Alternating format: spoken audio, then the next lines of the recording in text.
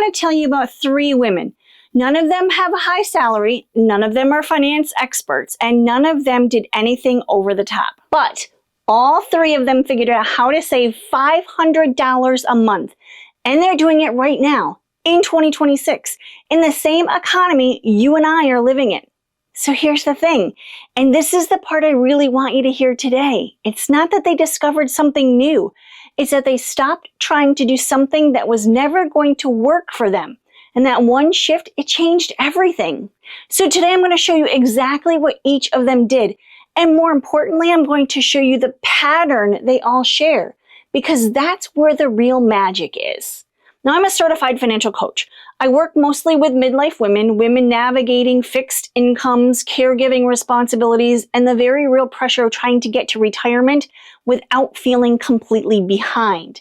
And one thing I keep seeing over and over again is that the women who actually make progress aren't the ones with the biggest paychecks. They're the ones who found a system that fit their real life.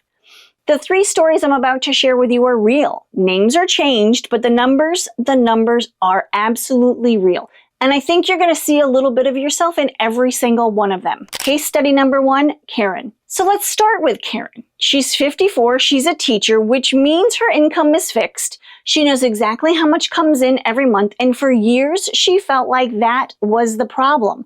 Like her salary was the ceiling and there was nothing she could do about it. But Karen's money problem wasn't her salary. It was her grocery bill. She was spending between $900 and $1,000 a month on groceries for 2 people. She knew it was high, but every time she tried to cut back, she'd end up at the store midweek buying things she thought she needed, and the total just kept climbing. The one thing Karen changed was this. She started writing down every single thing she bought. Not on an app, not on a spreadsheet, just on a piece of paper on the kitchen counter. A running list, that's it. No meal plan, no coupons, just a list. Within the first month, she was spending $620. The month after that, $580. She now consistently spends between $560 and $580 on groceries. And she's not restricting herself. She's just more aware. That's between $380 and $400 a month back in her budget. Here's what I want you to notice. Karen didn't become a different person. She didn't suddenly love budgeting. She just made her spending visible. And visible spending behaves differently than invisible spending. That's not a Karen thing. That's a human thing. Case study number 2, Diane. Now let me tell you about Diane. Diane is 49. She works part-time by choice because she's also caring for an aging parent. So she's working with a limited income and limited time. When she first reached out to me, she said she felt like she was drowning. Her problem wasn't one big thing, it was 100 little tiny things. She called it death by 1,000 purchases. The $6 coffee, the thing that was on sale that she didn't actually need, the subscription she forgot she had. She told me she wasn't even sure where her money was going, and she's not someone who's careless. She's sharp. She's organized. She just had spending that felt invisible to her. The one thing Diane changed was a cash envelope. Just one. For what she called her random spending, the category she could never seem to pin down. She put $150 in cash in an envelope at the beginning of the month, and when it was gone, it was gone. Month 1, she ran out by the 22nd. Month 2, she made it to the 28th. Month 3, she had $40 left over. More importantly, she realized she'd been spending $290 a month in that random category before the envelope.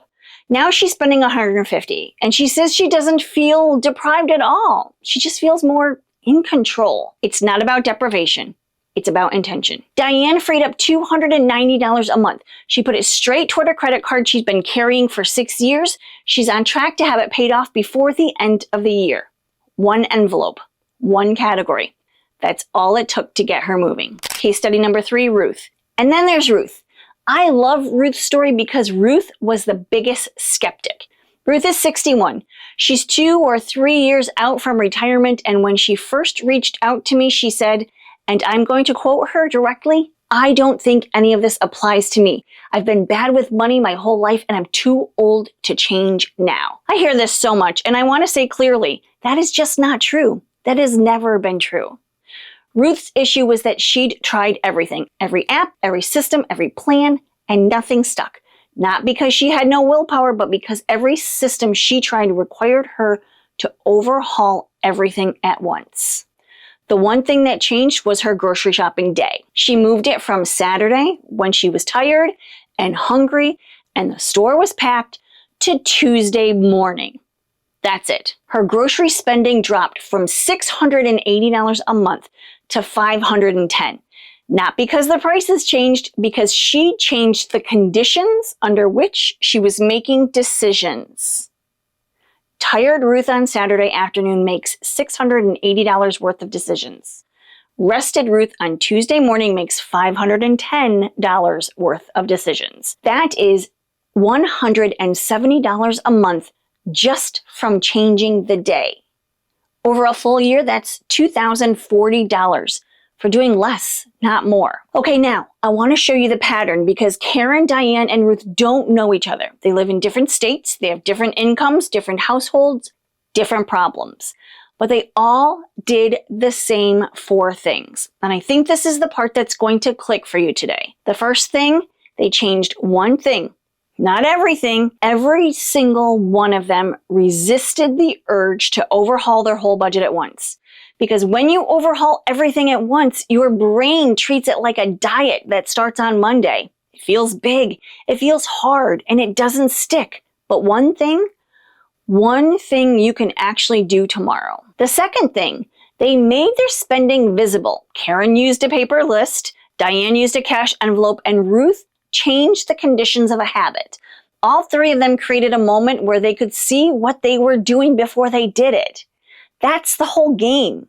What you can see, you can shift. The third thing, they stopped waiting to feel ready. None of them felt motivated when they started. None of them had it all figured out.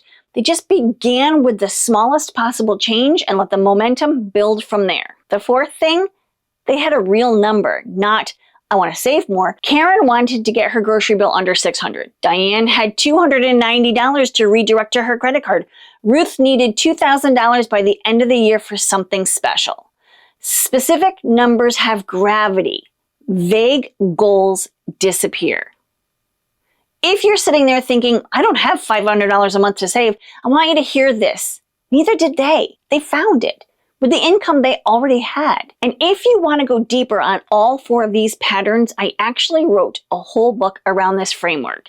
It's called Fundamentally Frugal, and it's exactly what it sounds like. It's not a theory book.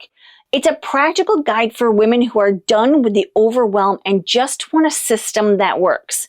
It's available on Amazon, link is below, and if you have a local independent bookstore, they can order it for you too. And I love that option personally. So here's how you do this. 4 steps. For each one, I'm going to give you the coaching truth and the one thing that you can do today. Not next week, today. Step 1, find your one thing. Now the coaching truth here is that you cannot change your entire financial life at once. Your brain has limited capacity for change. Spread across 10 things, you get 0 traction on all 10. You need 1. Here's your action. Write down the last 3 purchases you made that you regret, even a little. You don't have to share it with anybody, just write it down. What category do all 3 fall into? That's your one thing. Step 2, make it visible. The coaching truth is that invisible spending does not change, period. What you can see, you can shift. Your action? Pick one tool that makes your one thing visible. Paper and pen, a sticky note on your debt card with this month's number on it, 1 cash envelope. The simpler the better, because you'll actually use it. Step 3, change the conditions, not just the behavior. This is the Ruth lesson. The coaching truth here is that willpower is not a character trait. It's a resource, and it runs out, especially when we're tired, stressed, or rushed. Your action here is to look at when and where you're making your worst spending decisions. Late at night on your phone, Saturday afternoon at the grocery store, stress and walking through Target for one thing. Identify the condition, then change the condition. Step 4, give your savings a real job. The coaching truth here is a savings goal with no name is just a number. The women who save consistently always know exactly what the money is for. Your action right now, Pick one number, $200, $300, $500, and write down where it's going. Emergency fund, credit card, car repair. Put it somewhere you'll see it. The number now has a job and it will pull you forward. Now here's what I really want you to take away from today. Karen, Diane, and Ruth, all not exceptional. They didn't have some secret insight the rest of us don't have. They didn't wake up one day suddenly disciplined and motivated. They just stopped trying to do everything perfectly and started doing one thing consistently. Now, I'm 53. I live in the Adirondacks. I've made every single financial mistake I've ever told you not to make. So believe me when I say this is not about being someone who's good with money. It's about being someone who's willing to start. The women I work with are regular women. Women with real lives, real stress, real grocery bills. And they're saving $500 a month right now. In this economy with one income they already have. You don't need more money, you need a system that matches your real life. So if today resonated with you, I'd love for you to check out my book. It's called Fundamentally Frugal, and it goes much further than what we covered today. Amazon link is in the description, or ask your local bookstore to order it. They can. And if you're not quite ready for the book, subscribe. I put out videos twice a week specifically for midlife women who are working toward real financial breathing room. I'll see you in the next one.